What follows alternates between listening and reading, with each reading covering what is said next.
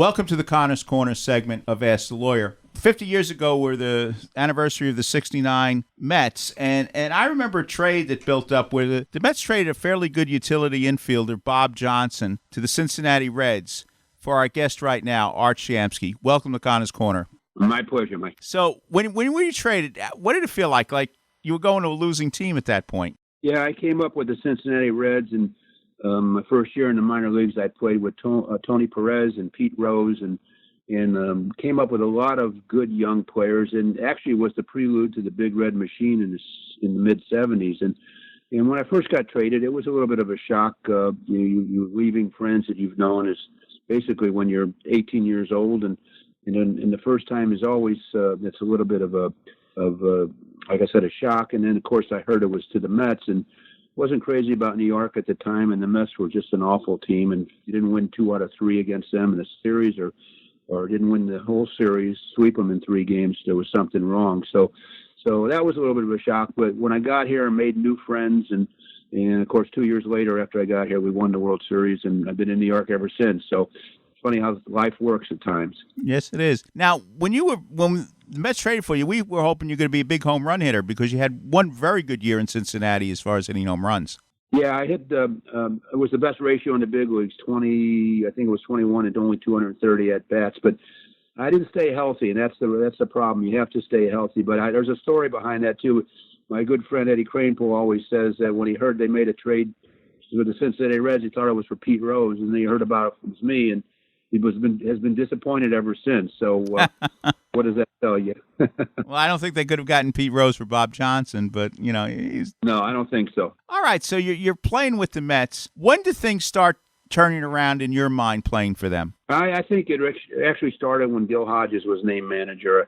My first year was '68, and that was his first year as manager, along with Tommy Agee and Al Weiss, J.C. Martin. A few of the guys come on the team in '68, and Gil was really the glue that this team needed. I remember the first day in spring training in 1968, he had a meeting and he said, I want you guys to know that you will not be the same old Mets that everybody knows. And right off the bat, I knew he was going to be a tough, strong disciplinarian. And even though we didn't play that much better in '68, you could see the signs were changing. We had great pitching, all those young pitchers, and good defense, and we just didn't know how to win close games. We would blow games 2-1, 3-2, games that you normally could win, at least most of them.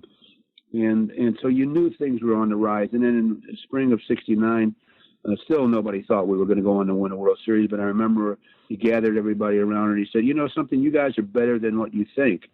And he started to make us believe. And even though we started out and not great in '69, we did have a couple streaks where we won some games, but really it wasn't until the middle of the season, particularly in August, when we really started to play well. We were still 9 games behind the Cubs in the National League East, and all of a sudden we started winning every game, every series. Everybody contributed. Guys at the end of the bench who came off the bench did things to help us win. And from that point on, we were unbeatable. We were a terrific team, and we swept a really good Atlanta Braves team in the playoffs. And then, of course, we beat an incredibly talented Baltimore Orioles team that won 109 games in the regular season in the World Series. So we were a team to be reckoned with, but I really believe it started when Gil Hodges was named manager, and I think they would have won more World Series, or we would have won more World Series if Gil would have lived longer, too. He passed away at the age of 47, and never really got a chance to really get started and really continue that legacy of his. Going back to your year in 1969, you hit 300, and some of the people around today, hitting 300 in 1969 was a much greater accomplishment than hitting 300 in most of baseball history, especially the last few years. Well, I don't know about that. It was always a challenge in those years. One of the things that I always get asked is, don't you wish you were playing now? And of course I say, wow, of course I would like to be making the money they make. But the reality of it is I wouldn't change it for that World Series ring I have in '69. And the other thing I think is really important, which relates to what you say, I got a chance to play with and against, I think, the greatest conglomerate of players in the history of the game. Just in the National League, where I played most of my career, you had Mays, Aaron Clemente, Billy Williams, Willie Stargell, Willie McCovey, Joe Torre, Johnny Bench, Pete Rose, Tony Perez. I mean, the list goes on and on. But in particular, the pitchers I faced in that era, the Koufax, Drysdale, Don Sutton, Marichal, Perry, Fergie Jenkins, Tom Seaver, who I played against before I came over to the Mets, Bob Gibson, Steve Carlton. I mean, the list goes on and on of great pitchers. So in reality, I agree with you. It was really tough to hit for a high percentage back in those days. But the fact is, I wouldn't change it, having had the thrill to play against those guys and with some of those guys. When I came up to Cincinnati, the team had Frank Robinson in right field, Vada Pinson, Tommy Harper was in left field. I mean, a lot of great players on that Cincinnati team. So for me, I got a chance to play with and against some of the greatest players in the history of the game. Just as an aside, who do you think was the greatest player? And I know it's very tough, but who was the greatest player you played with, and who was the greatest player you played against, in your opinion? Well, the greatest player I probably played with would be, right up there with separate of pitchers, because you have to put Seaver up there. But Frank Robinson I played with at Cincinnati. He was a tremendous home run hitter and a very tough guy. And then you have to put Rose in there, who had more hits than anybody in the history of the game. So those two guys right off the bat. And against, I mean, how do you find anybody better than Willie Mays? And then you'd go to Pittsburgh and you'd see Clemente and say, who's better than him? And then you'd go to Atlanta and say, who's better than Aaron? So I had the best of both worlds, and power hitters and just wonderful baseball hitters to look at. And I used to go up to the batting cage and watch batting practice, guys that I thought were really great hitters, and watch them and learn from them. But it was, for me, a real thrill to be in that era of baseball, because I think if you look at the Hall of Fame inductees over the years, that era had so many great players. And again, I'm really happy that I got a chance to play with and against them. Getting back to the 1969 season, okay, I think around September 24th, you guys clinched the division. When, in your mind, you say, hey, we're going to win this division? Well, it was pretty close to that. The Cubs were still, still a tough team. We were 9 games behind them in the middle of August, and then finished up 9 or 10 games ahead of them. So we were we were such a tough team back then, because we had, on the pitching staff, we had Seaver and Koosman and Gentry, and then Ryan would spot start, and Tug McGraw and Jim McAndrew. And we had a terrific pitching staff. But a thing people really tend to forget is that we had a great defensive ball club. Jerry Grote behind the plate was the best catcher I played with and against. And Bud Harrelson at short, Boswell Weiss at second, and Tommy Agee in center field. So we knew that we were going to be in close games all the time. As I mentioned before, it was really a matter of finding ways to win those close games that we had normally had found ways to lose.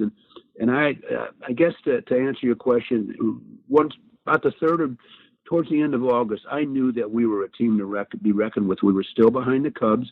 We still had to make up ground. But once we got into September, I don't think there was a better team in baseball. I mean, I really believe that. And of course, Baltimore won 109 games that year in the American League. But we lost the first game in the World Series, and I don't think anybody felt like we were going to get beat in 4 games in a row. I mean, we had Koosman pitching the next day, and he pitched a great game. So we were as competitive as anybody in baseball. But I know that was a long-winded answer for your question, but I think for me it was basically towards the end of August when I saw that we were winning almost every game we were playing, and I knew then we had a team to be reckoned with. And still, you don't believe you're going to win a division. We had never won anything as the Mets. We had never even been at more than 500 at one point in that season, and so it was all new for all of us. But I think everybody was gaining with confidence, and Gil Hodges was a terrific manager and got everybody involved on the team, and I think that was his greatest asset, because he knew that he needed everybody on that team to play their best, and he got that year.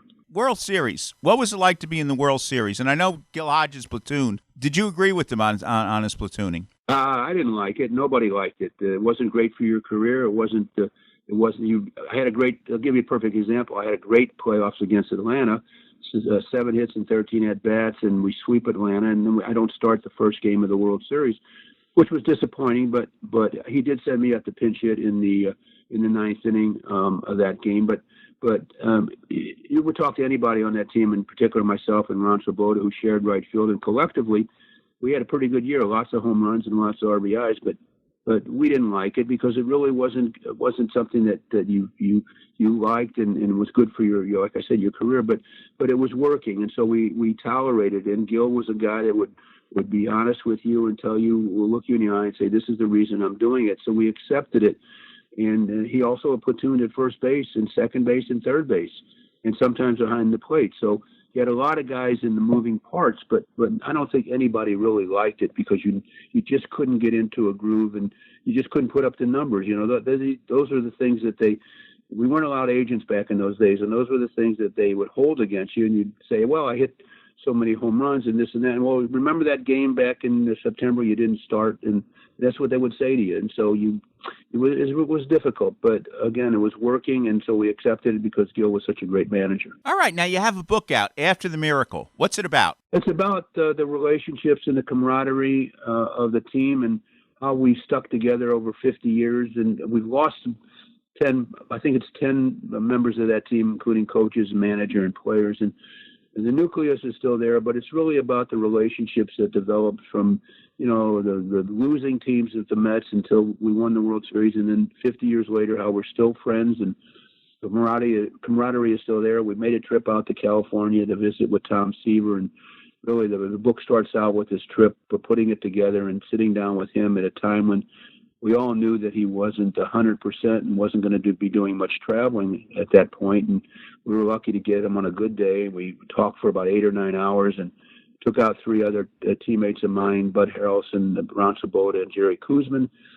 And we went out and we really had a wonderful time reminiscing and talking about the year and how important it was for all of us who were part of that team. And it was just a great day. And it was just, I think for Buddy Harrelson, who had announced that he was in early stages of Alzheimer's, and Tom, who's had Lyme disease for over 20 years, who's had some problems with his health. Those guys were friends and roommates, and during the season, it was just therapeutic, I think, for all of us to get together, and that's really what the book is about: this camaraderie and love for each other, and also about aging. Aging is a process we're all going through, and it talks about growing older and still remaining friends. And I think people who read it will really enjoy it.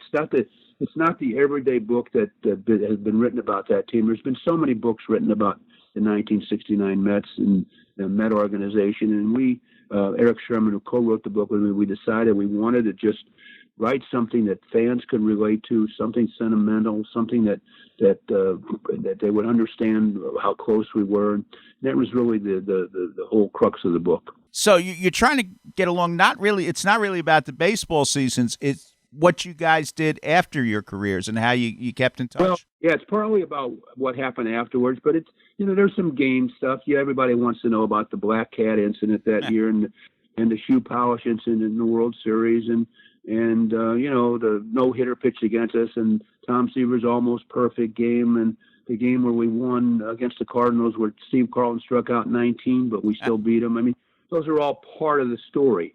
You can't get away from it.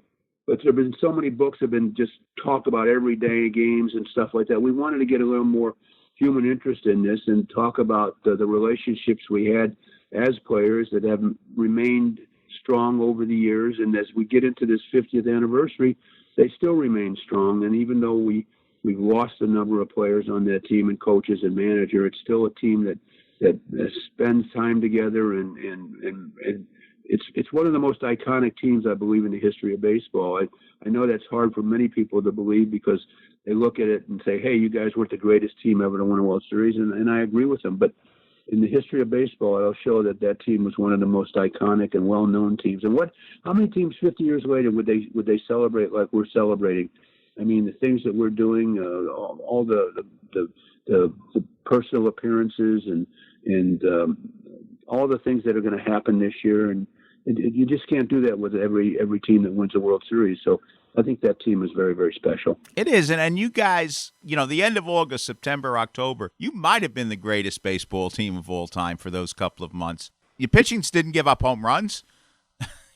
Well, I do believe there was a stat that I think it was 15 or 16 games in that period of time towards the end of the season where Seaver and Koosman only lost one game in 15 or 16 starts, somewhere like around that. So that's a pretty good indication of our 1-2 pitching staff. And then you throw in Gentry and Nolan Ryan and McGraw and Jim McAndrew. You would have a lot of people thinking that team was one of the best teams ever. And even though Baltimore won 9 more games during the regular season than we did, nobody gave us a chance in the World Series. And And I have the distinction of making the last out of the only game we lost in the World Series. But even after we lost it, nobody thought in our team anyway, thought we were going to lose 4 in a row. We had Koosman the next day, and he pitched a great game, and we come back 1-1, and then we win the next 3. So the rest is history. Art Shamsky, thank you for the memories. The book, After the Miracle.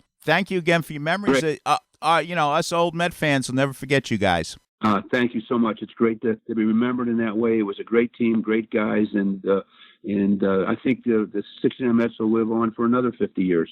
Right. Buy the book, After the Miracle, by Art Shamsky.